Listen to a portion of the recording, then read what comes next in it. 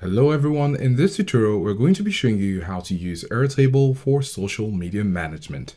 So here on airtable.com you can see that we're logged in already and you need to do that. And then at the bottom left corner you're going to find the button Create. We're going to click on it and you will be presented with two options. You could either build with AI or start from scratch. And please remember to select your workspace. As you can see in the drop-down menu, I have about 3 workspaces. So we have the first workspace and we'll select Start from Scratch. Now that we have a blank sheet, we're going to go over to the left sidebar again and we can see some options here. Of all these options, we're going to select this one. As you can see, this will help you to display records as cards on a Kanban board. So we're going to select the Kanban view and by default, it's called a Kanban. However, we're going to give it a name that we can identify with. So we can have the Strengths team. Now you can see who can edit. There are 3 options. However, one is disabled, but we have collaborative and personal. You can see here all collaborators can edit the configuration. If you choose personal, only you can edit the view configuration. We're going to select collaborative because in social media management, perhaps it's not only you have other collaborators. So we're going to click on Create New View. And we're going to select the stacking field. This basically means you're going to set how you want it to appear. If you want it to appear by assignee, you can have that. Or if you want it to appear by status, you could also select that.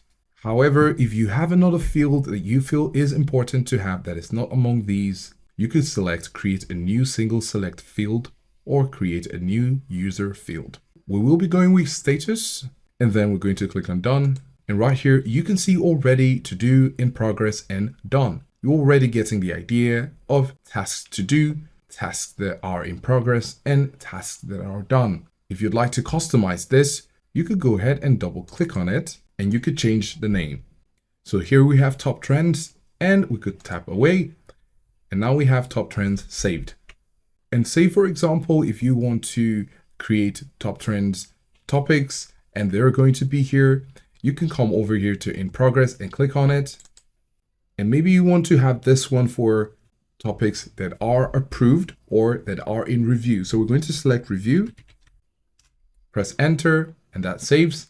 And then you could double click on done and change it to approve. So basically you have the ideas which others can put here. And then depending on what you like, you can move it to review. And then after it's done with the review stage, you can move it to approved. If you want to add another stack, you can go over to the plus icon here and click on it, and you can see another stack. Now on this stack, you could name it production, which means that it's in the production stage because it was an idea. Now, after we clicked on the plus icon, we had this new stack. However, it has the same color. Now we can fix that by simply double clicking on it. And then we have the drop down arrow here, and here you can see different colors.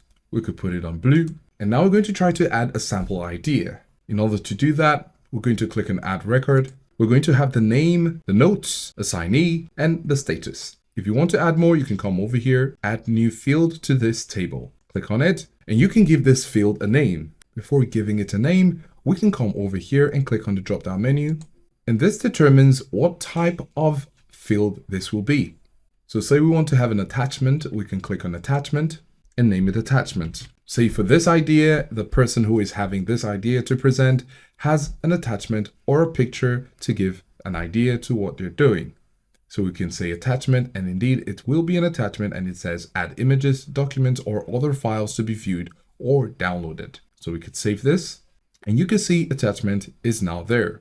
If you also want to add another field, you can click on it again, and we're going to click on the drop down menu and we can see URL. So we're going to click on it. And we can say URL. You could decide to add a description. So here under description, you have insert a reference link to help enhance your idea. We can save that. And so if anyone is here, they can come over to the information and you can see what we wrote there. Insert a reference link to help enhance your idea, basically to help in operations. And then we're going to name this record. So now we have Celebrity Award Scandal, which could be considered a top trend as an idea. So we're just going to click away and now we have it. Now, if you like this idea, you can take it over to review.